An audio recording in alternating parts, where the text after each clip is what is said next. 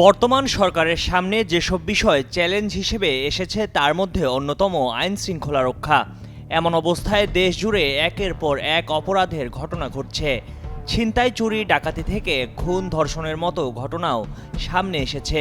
সারা দেশে চলমান devil hunt কর্মসূচির মধ্যেও থেমে নেই অপরাধ চক্রের এসব অপকর্ম।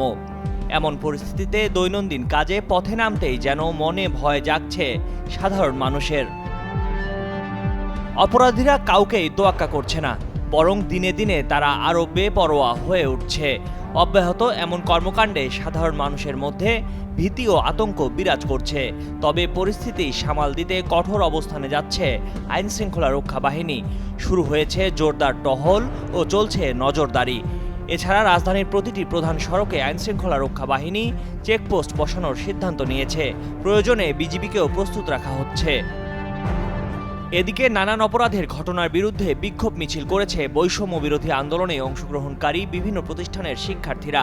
তারা খুনি, ধর্ষক, ছিনতাইকারী ও চাঁদাবাজদের আইনের আওতায় এনে সর্বোচ্চ শাস্তি নিশ্চিত করার দাবি জানিয়েছে আইনশৃঙ্খলা রক্ষা বাহিনীর কাছে।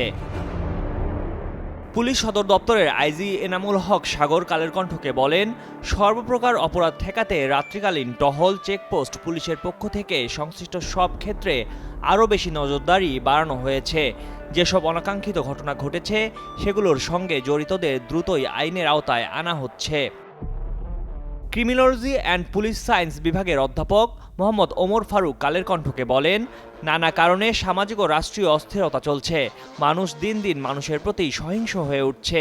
এ কারণে এক শ্রেণীর মানুষ কোনো কিছুরই তোয়াক্কা করছে না। এ কারণে সমাজে খুন, খারাপি সহ অপরাধ প্রবণতা বাড়ছে। তিনি আরও বলেন, সামাজিক নিয়ন্ত্রণ ও রাষ্ট্রীয় নিয়ন্ত্রণ অনেক ক্ষেত্রে অপরাধ নির্মূলের জন্য যথেষ্ট নয়। সব অপরাধ থেকে উত্তরণে আইনশৃঙ্খলা রক্ষা বাহিনীর উচিত তাদের আরও বেশি নজরদারি, মনিটরিং ও শক্ত অবস্থানে অপরাধ দমন করা। অপরাধ ও সমাজ বিশ্লেষক অধ্যাপক ডক্টর ইফতেখার উদ্দিন চৌধুরী কালের কণ্ঠকে বলেন, নৃশংস হত্যাকাণ্ড সহ অন্যান্য অপরাধের মাত্রা কমাতে হলে প্রথমে এর পেছনে থাকা কারণগুলো চিহ্নিত করে তা নিরসনের উদ্যোগ নিতে হবে। খুন সহ অন্যান্য অপরাধের ঘটনা যথাযথ তদন্তের মাধ্যমে অপরাধীদের আইনের আওতায় এনে শাস্তি নিশ্চিত করা গেলে হত্যাকাণ্ড সহ অন্যান্য সামাজিক অপরাধ কমে আসবে। ময়ূখ ইসলাম, কালের কণ্ঠ।